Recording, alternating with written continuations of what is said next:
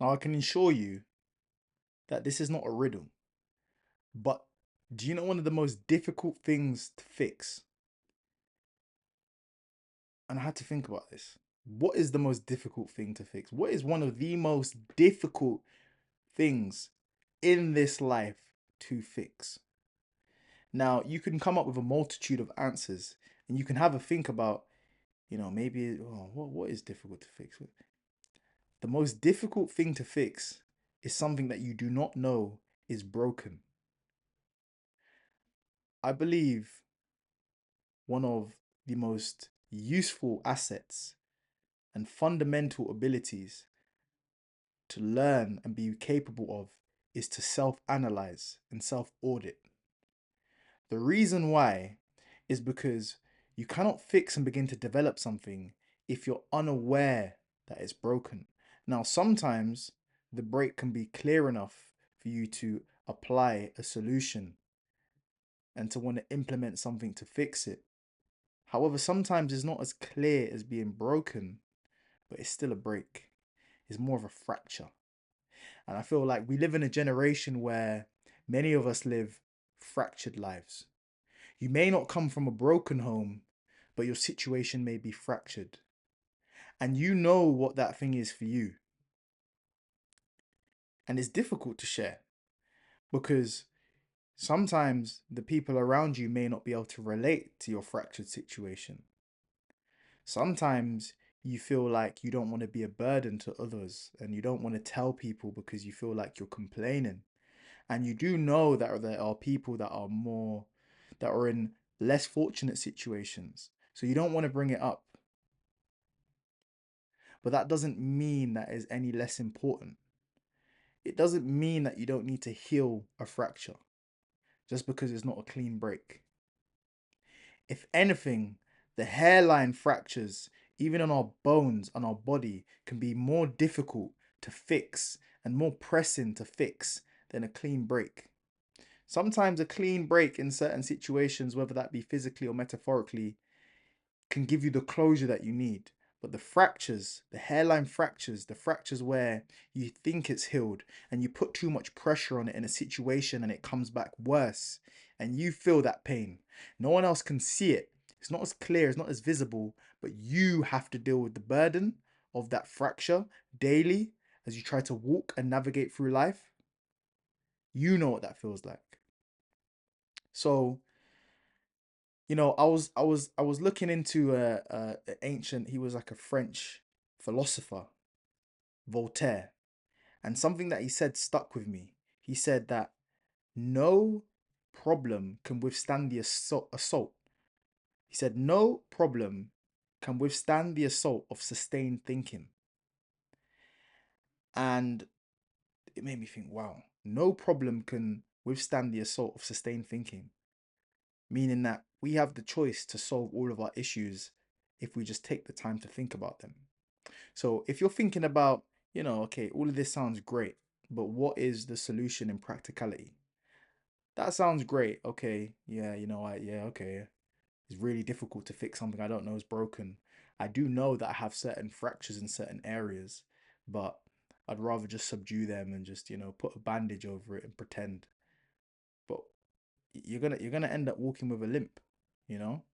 So the reason I brought up Voltaire, and he was a French historian and philosopher, is because the concept that there isn't a problem that you're unable to solve with a concentrated, select amount of thinking means that we have the solutions to these fractures and you don't have to be broken.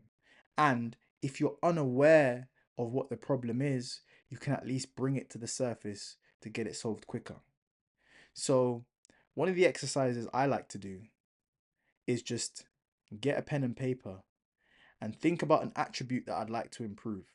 And the think about one attribute I'd like to improve, or one attribute that I'd like to get rid of, should I say, and one attribute that I'd like to add, or one behavior that I'd like to add. For example, it could be I want to stop eating as much processed food or as much refined sugars.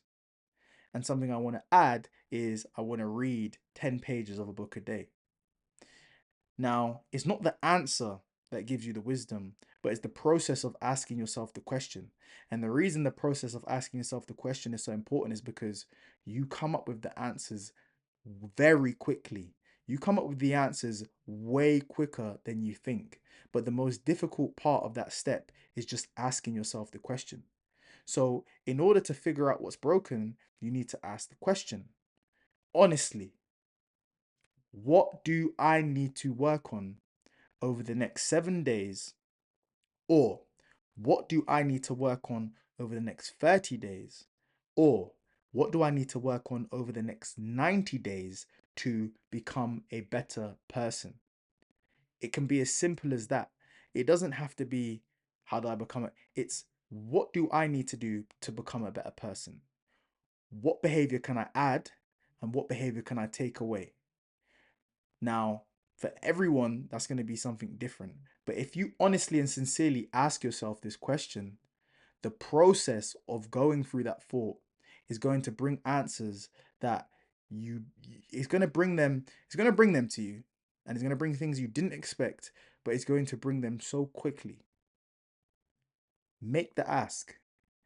Make the ask and eliminate the amount of distractions, and the universe will begin to unfold things to you that you were unaware of. Because, as we established at the beginning, the most difficult problems to solve, the most difficult things to solve are the issues that you do not know are broken. And as Voltaire said, no problem can withstand sustained thinking. No problem can withstand the assault of sustained thinking. The craziest thing is, the best bit is, it doesn't even have to be an assault. It just has to be that ask, that one ask. But you have to do it sincerely, and you have to limit distractions and take things away that are going to impede your ability for the information to come to you. So you're ready. Make the ask. Make the ask. One thing you should take away, one thing you should add to become a better person. And it will allude to you what the next steps are. And all you have to do is follow said action. And the next step will become equally as apparent when you make the ask. And you can do this in any way. You can simply ask, write down on a piece of paper as a thought exercise. What will solve the current problems that I am facing with my finances? It will come to you so quickly. I need to make more money. I need to put myself in the right vehicle. I need to apply for this. I need to do it. Like, the answers will come to you. So now you've got the answers. You're essentially a self-critic, and you can self-analyze and self-audit what your own next steps are.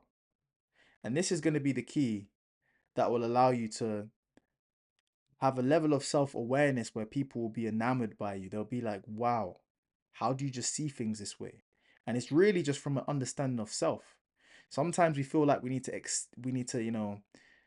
seek validation through the external, and look for the answers within sources beyond us. But a lot of the time, we already have all of the answers. You just have to go within. Ask yourself. Don't look for validation outside of yourself. You're never going to find it, and it's never going to be sustainable. It will always be fleeting, and it won't be truly rich and abundant, because you have what it takes. So if you're ever thinking, damn, I don't know what's broken, or damn, I know this is broken, but I don't know the solutions, make the ask, and it will become clear.